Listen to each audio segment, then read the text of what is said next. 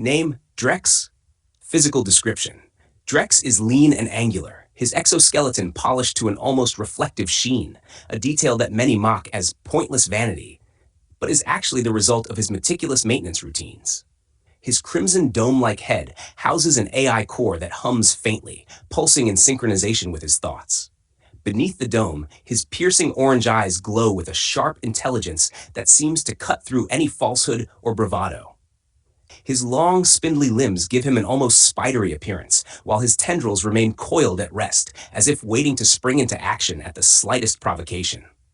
Unlike most of his species, Drexx carries himself with an aura of restraint, his movements deliberate, his gaze piercing but calm. His voice, a perfectly modulated blend of mechanical clarity and dry wit, is unmistakable. It carries a weight that silences even the loudest rooms, though often followed by the nervous murmurs of those he has effortlessly humiliated. Background. Drex's knack for observation and articulation earned him a reputation early in his military career, not as a warrior, but as a diplomat of insults, a survival skill among the emotionally stunted Zitheri. This ability, paired with his brilliant tactical mind, led to his assignment over a squad of human-alien hybrid slaves trained to infiltrate and exploit humanity's online networks. Unlike his peers, who treat hybrids as disposable tools, Drexx values his squad's efficiency and well-being, seeing their success as a reflection of his leadership. This uncharacteristic approach has garnered him both disdain and grudging admiration. The hybrids, despite their grim circumstances, operate with precision and loyalty under Drex's command, a rarity in Zitheri culture, where subordinates are usually as treacherous as their leaders. A day in Drex's life. Drexx stood at the edge of the command spire, his hybrids working silently behind him, their augmented fingers dancing across holographic displays as they decrypted a particularly stubborn human database. He didn't need to supervise them. His mere presence was enough. Efficiency, after all, was the product of respect, not fear. "Babysitting your little pets again, Drexx?" came a sneering voice from behind. Drexx turned to see Vadrak, a brutish subordinate notorious for his booming laugh and razor-sharp insults that on good days could wound egos as effectively as his claws shredded flesh. Drexx tilted his head slightly, his orange eyes locking onto Vadrak. "Ah, Vadrak, I see you've taken a break from losing simulated battles to share your insights. Please, enlighten me." The gathered Zitheri snickered.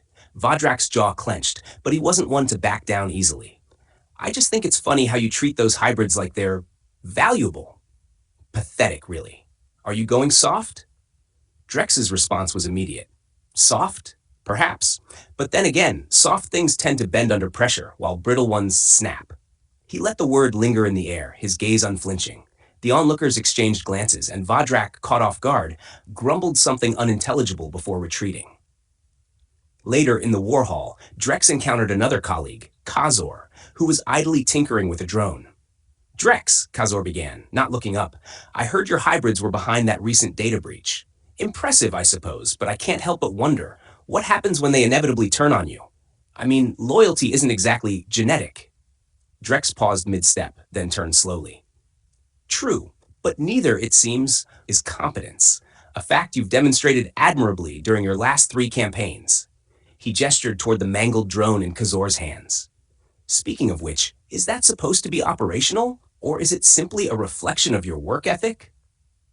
The room erupted in chittering laughter. Kazor glared, but had no retort, his hands fumbling with the drone as Drexx moved on without another word. As the day wound down, Drexx stood with his squad, reviewing their progress.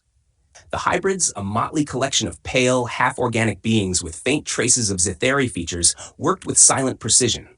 One of them, a young female hybrid named Lyra, hesitated before speaking. "Commander Drexx, thank you. For everything." Drexx glanced at her, his expression unreadable. "Gratitude is inefficient," he said, though his tone lacked the sharpness it carried with his peers. "But noted."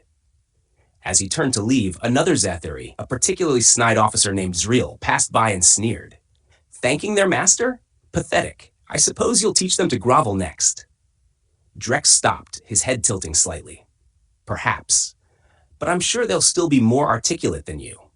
Zriel opened his mouth to respond, but the gathered officers burst into laughter before he could form a retort. Drexx walked away, his hybrids following closely, their silent loyalty speaking louder than any insult. Final thought? Drex's day ended as it often did, with his peers simmering in the humiliation of their failed jabs and his squad of hybrids excelling under his careful watch. For all his species' intelligence, Drexx often mused, they had yet to learn the power of restraint, a lesson he seemed destined to teach, one perfectly crafted retort at a time.